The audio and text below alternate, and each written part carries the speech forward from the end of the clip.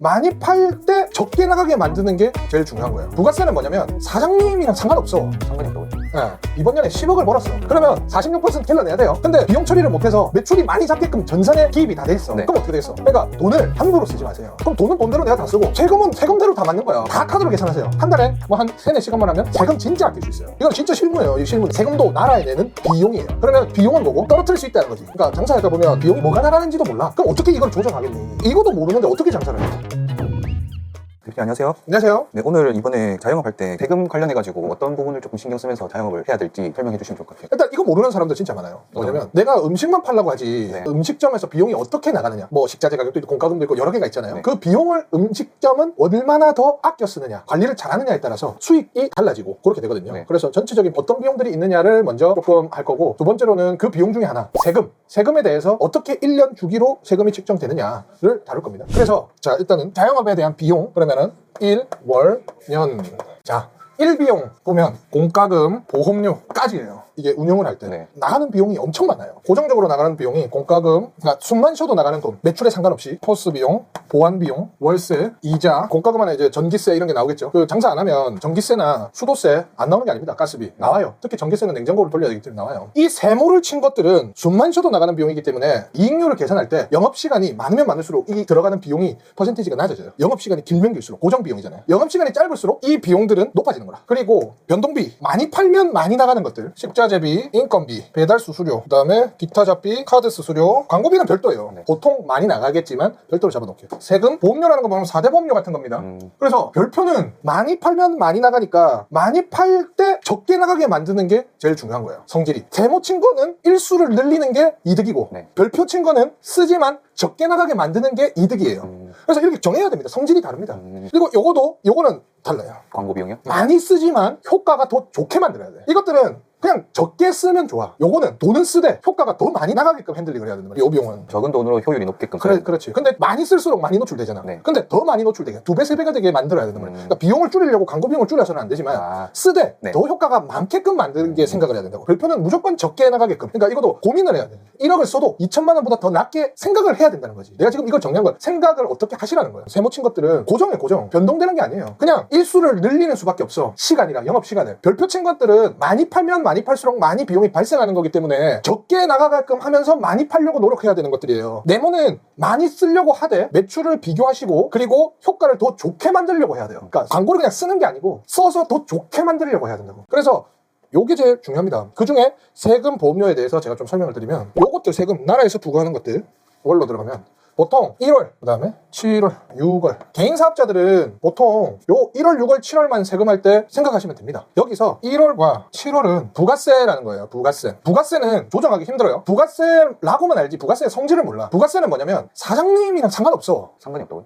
예. 부가세는 사업자한테 부과하는 게 부가세예요. 그게 뭐냐면 나라에서는 모든 거래에 세금을 부과해놨습니다. 카드로 하면 카드 수수료, 거래하면 부가세 다 들어가 있는데 한국은 소비자 가격에 부가세가 포함되어 있어요. 일본은 편의점 가면 두 개 나누죠. 237원, 그 다음에 배 포함 가격 이렇게 나와 있단 말이에요. 네. 우리는 다 포함되어 있어요. 보통 다 이제 판단 말이에요. 네. 그러니까 그 포함되어 있는 돈을 내는 거야. 부가세는. 그러니까 햄버거를 팔았을 때 나오는 매출의 10%야. 매출의 10%가 아니고 매출 빼기 비용의 10%. 모든 세금은 수익금의 10% 정도 돼요. 그렇기 때문에 햄버거를 팔았을 때만 들어간단 말이야. 그러니까 햄버거 하나 팔면 상추, 뭐 고기, 뭐 빵 이렇게 들어가겠지. 맞지? 네. 근데 인건비. 햄버거를 파는데 사람이 만들어서 하는 거 아니냐 생각할 수 있잖아. 네. 맞지? 네. 그게 아니야. 햄버거만 봐. 물건만 봐. 재료만 본다는 거예요. 네. 그러니까 배달비는 들어갑니다. 왜냐면 배달을 하기 위한 비용이잖아. 네. 인건비는 얼마나 많이 쓰느냐 적게 쓰느냐 몰라. 나라에서 측정하기 애매해. 그렇기 때문에 인건비는 아닙니다. 인건비는 그냥 종합소득세에서 비용 처리가 돼요. 그래서 결과적으로 이 세금은 비용을 얼마나 잘 놓느냐가 관건이야. 내가 쓴 걸 어떻게 잘 처리하느냐.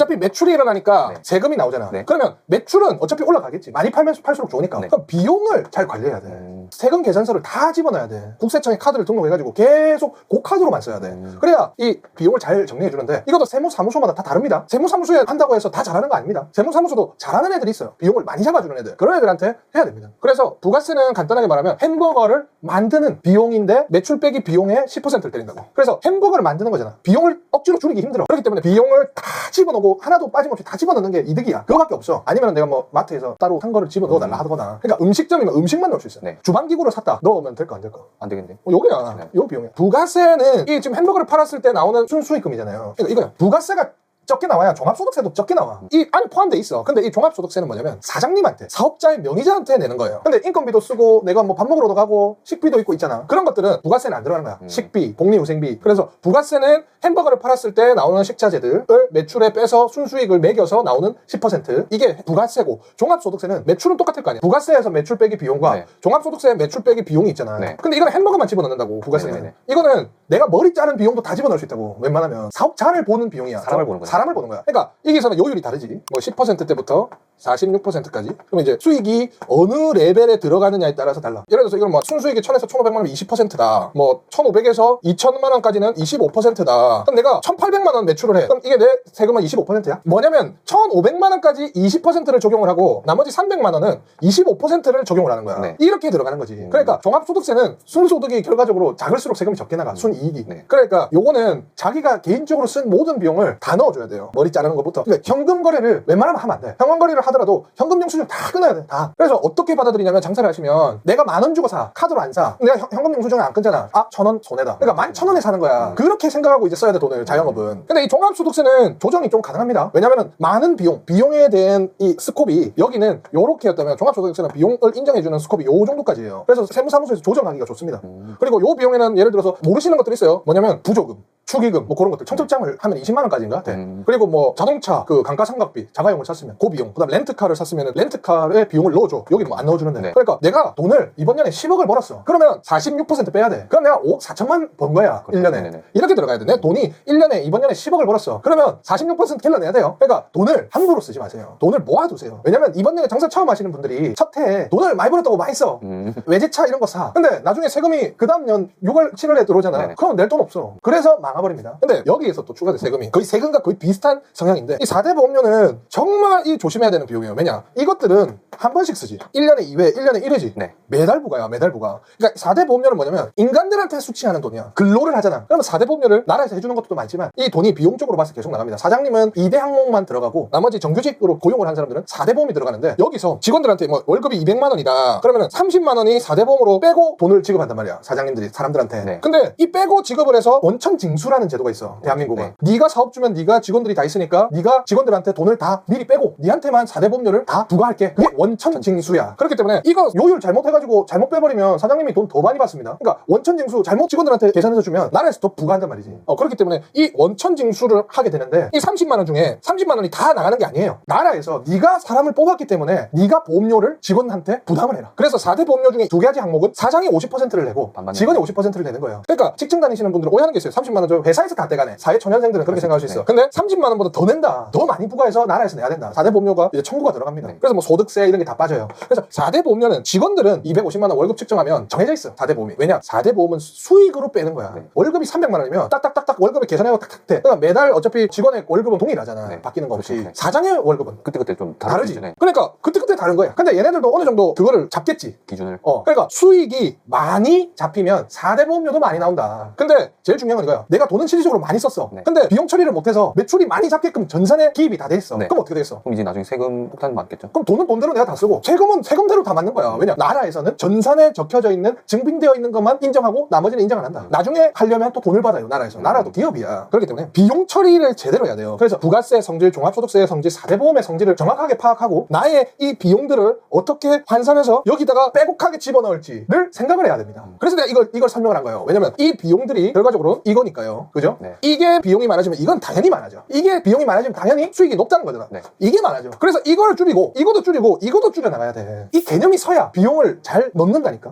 이 개념을 모르는 사람은 거의 대부분이고. 알았어요 이거? 몰랐죠? 잘 몰랐죠? 그러니까 성질을 알아야 돼. 이 나라에서 부가세는 어떤 개념으로 세금을 만드는 거다. 종합소득세는 어떤 개념으로 이게 세금을 만드는 거다. 이거 4대 보험은 어떤 개념으로 이걸 세금을 징수하는 거다를 공부를 안 해도 돼. 이거만 알면 돼. 예를 들어서 공과금, 종합소득세, 부가세 빠질 수 있잖아. 네. 식자재, 부가세, 부가세. 배달수 수수료 뭐야? 두 개 다 들어가. 두 개 다. 인건비, 종합소득세, 기타 잡비, 부가세 들어갈 수도 있어. 근데 거의 못 들어가. 이건 세무사를 잘 만나야 돼. 그리고 포스 비용. 그런 거 다 종합소득세. 월세는 보통 카드로 결제 안 하죠. 네, 보통 현금으로. 현금으로 다 하죠. 계좌이체를 조심해야 돼요. 계좌이체를. 조심해야 된다고? 그러니까 내가 비용을 얼마나 어떻게 잘 하려고 체크를 하냐면 다 카드로 계산하세요. 그리고 계좌이체 한 것만 내역을 해서 다 찾아야 돼. 계좌이체 한 통장으로 만들고 비용 통장을 거기에 현금으로 계좌이체는 모든 걸 다 세금 계산서를 해줘야 해줘야 될 의무가 있어. 그거 안 해주면 신고하면 돼. 그럼 끝이야. 신고하면. 그러면 그거 위법이야. 그렇기 때문에 계좌이체 내역만 보고 국세청 가가지고 계속 두두두두 줄여봐. 됐는지 안 되는지 금액 맞는지 한 달에 뭐 한 3-4시간만 하면 세금 진짜 아낄 수 있어요. 그래서 계좌이체를 줄여라. 일단 일을 적게 만들기 위해서 카드 다 써라. 국세청에 등록해놓는 카드를 알아서 땡겨가서 세무사무소가 다 한다. 이건 진짜 실무예요. 이 실무. 제가 진짜 한 실무들이에요.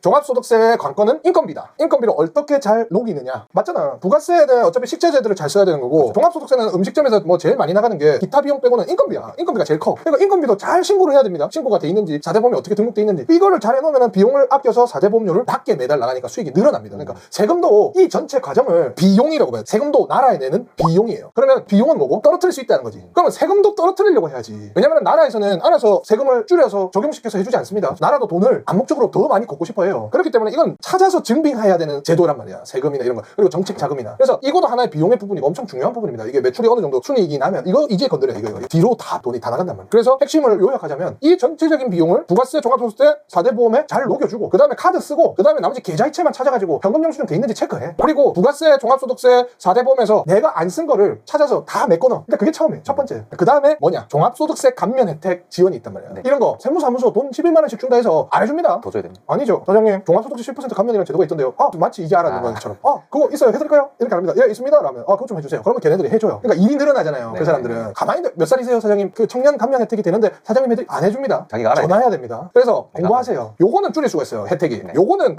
지원이 없습니다. 거의. 종목이 나뉘어져 있지. 그러니까 나라에서 뭐 조금 장려하는 것들은 비과세를 준단 말이야. 원물 이런 거 있지. 네. 이거 부가세 할 때도 과세와 비과세 항목이 있습니다. 비과세는 뭐냐면 그냥 간단하게 말씀드릴게요. 요식업이니까 가공 처리가 안 돼 있는 거예요. 농작물이나 키우거나 원물들은 나라에서 더 해라고 하지 않겠나. 그러니까 세금을 안 매기겠다. 과세는 그 원물에 소금 2방울 들어가면 과세야. 그러니까 고기가 있어. 네. 고기를 절단해서 납품을 하면 비과세야. 거기에 후추 3방 치면 과세야. 알겠지? 네. 가공이 들어갔냐 안 들어갔냐. 그럼 과세와 비과세를 세무사무소에서 하지만 나뉘어 있습니다. 그러니까 음식을 만들 때도 과세와 비과세를 적절하게 맞춰서 들어가줘야 돼요. 비과세만 다 해갖고 한다 하더라도 비과세 적용 퍼센테이지가 있기 때문에 그거는 좀 약간 좀 더 전문적으로 들어가야 됩니다. 그러니까 장사하다 보면 비용이 뭐가 나가는지도 몰라. 그럼 어떻게 이걸 조정하겠니? 이것도 모르는데 어떻게 장사를 해? 그래서 이거부터 정리하시고 어떤 비용이 나가는지 보고 그 다음에 성질을 아시고 어떤 비용을 집어넣고 부가세는 아 이런 성질이구나 이렇게 해야 되겠구나. 이거는 인건비를 많이 집어넣어야 되겠구나. 이거는 내가 비용 많이 집어넣어서 순소득을 줄여가지고 해야 되겠구나. 그러니까 하다 보면 이제 절세 방법을 이제 터득하게 될 겁니다. 이거는 뭐 기업을 운영하는 게 아니고 이거 그냥 영세 그리고 가게에서 꼭 알아야 되는 개념들 이것만 아시면 돼요.